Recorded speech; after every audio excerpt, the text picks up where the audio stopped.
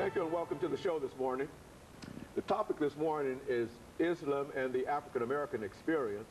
And we're fortunate to have with us to talk about Islam and the African American experience, Dr. AAl-Hadid. And of course, Dr. AAl-Hadid is the former chairperson of the Africana Studies Department at Tennessee State University.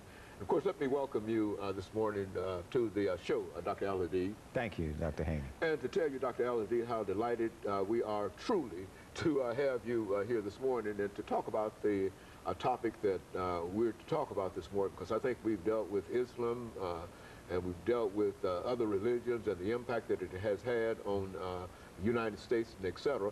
But here I think we have an opportunity to talk about Islam and the African American experience, and for you to enlighten us in reference to some of those things. Why don't you take about a minute or two, Dr. AAl-Hadid, to simply state who you are in your situation, because I think that everybody probably know your biographical information, autobiographical information. And so why don't you just give us a few statements, and then we'll start talking about Islam and the African American experience. Yes.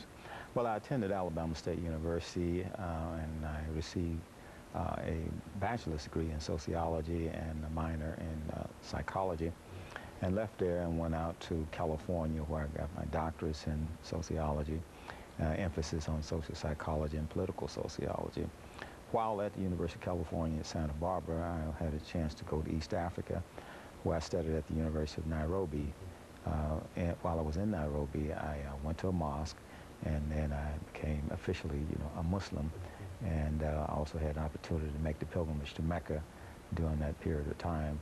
And then when I got back into the United States, I studied again at University of California, Santa Barbara, and did all my coursework, and got a job at Tennessee State University, where I worked there for 35 years, and I retired this year in January, and so I'm just sort of like enjoying retirement and appreciating all the great work that you're doing with your show. And still, excuse me, Dr. AAl-Hadid, and still in a real sense disseminating information. It really doesn't matter whether you are active or whether you're retired, you're always involved in the dissemination of knowledge. Absolutely. And so let's continue that by dealing with our topic this morning, dealing with Islam and the African American experience. Where would you start dealing with that? Well, it's so much, but let me start here. Let's start in 1964, spring of 1964, when Malcolm X made the pilgrimage to Mecca.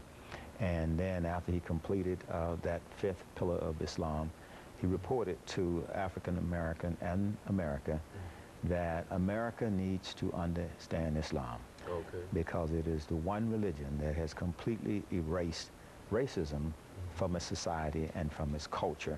So I want to start at that point. Now, let's analyze that proposition.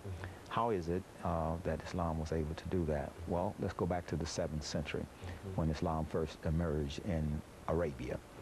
What were the conditions of Arabia in the 7th century? Arabia was a backward society. People were worshiping idols. They were engaged in all type of debauchery. They were oppressing women. Slavery and racism were just running rampant. And so when the message of Islam came to the Prophet Muhammad, peace and blessing be upon him, in 610, conditions start to change. And Islam is a religion that is, in a certain way, a continuation of the Abrahamic faith. As you know, Abraham gave birth to 3 religions.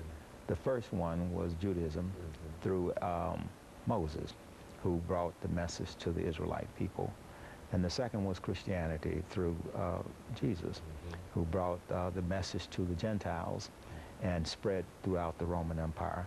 And then 600 years after Jesus, we had Muhammad to bring Islam, which spread throughout the Arabian Peninsula and then North Africa, and it went as far as China and West Africa, and also up into parts of Europe. It's a very simple religion. The first pillar is that there is no God but Allah, and Muhammad is his last and final messenger. And as Muslims, we are obligated to pray 5 times a day, sort of following the cyclical changes of the sun. There's a dawn prayer, a noon prayer, an afternoon and sunset prayer and night prayer.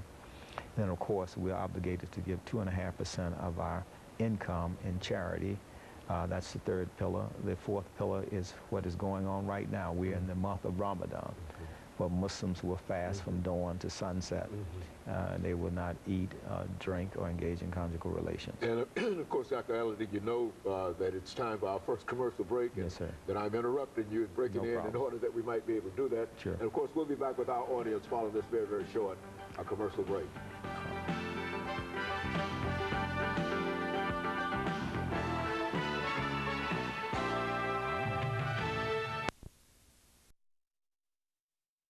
Welcome to Dr. Al-Hadid